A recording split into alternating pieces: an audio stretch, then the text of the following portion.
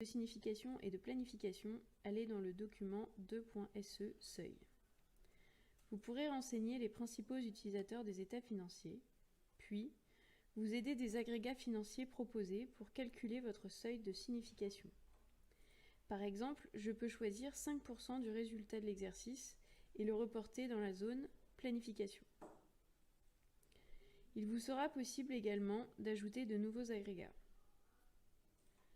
Le seuil de planification sera calculé en fonction d'un pourcentage du seuil de signification.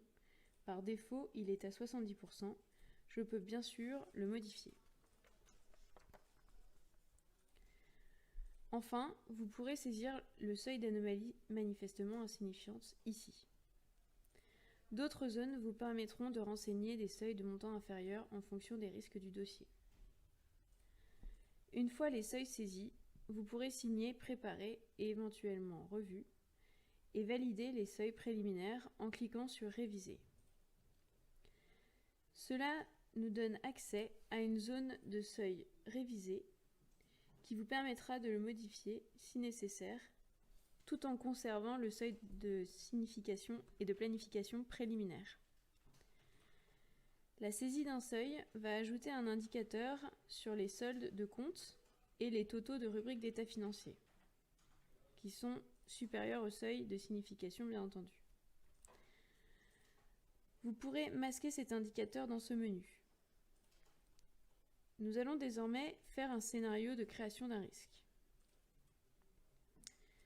Je dois renseigner ici le questionnaire fraude et blanchiment.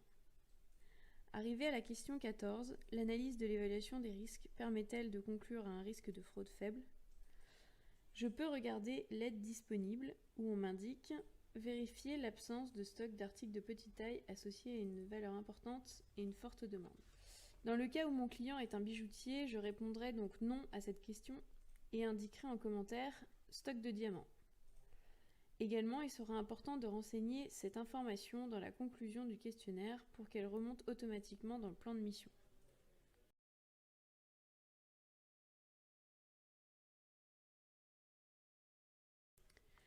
Enfin, pour créer le risque concerné ici et le conserver dans le dossier, cliquez sur le panneau « Attention », toujours disponible dans la barre de menu, et renseignez le nom du risque, détournement de stock, une description rapide, et le cycle auquel il est affecté.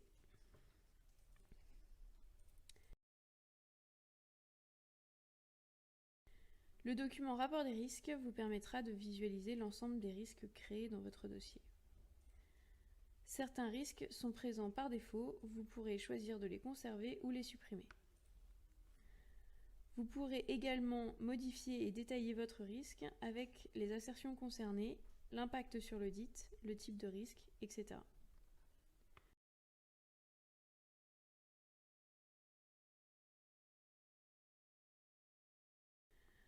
Ensuite, le document section à risque vous permettra de synthétiser les risques d'anomalies significatives sur les assertions et par cycle, et également d'adapter le programme de travail.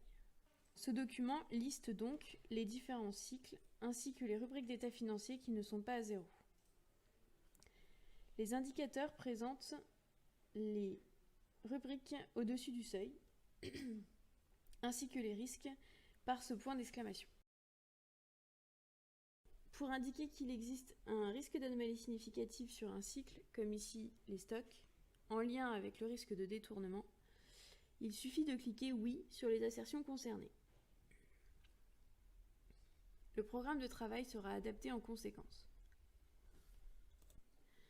Enfin, le plan de mission vous permettra de synthétiser votre planification de la mission et l'évaluation des risques. L'écran de gauche présente les différentes parties du document et vous permet d'y accéder directement. Les guides vous informeront d'où vient l'information issue des formules dans les différentes zones de texte. Au niveau de la fraude, j'ai bien récupéré les éléments saisis dans la conclusion de mon questionnaire.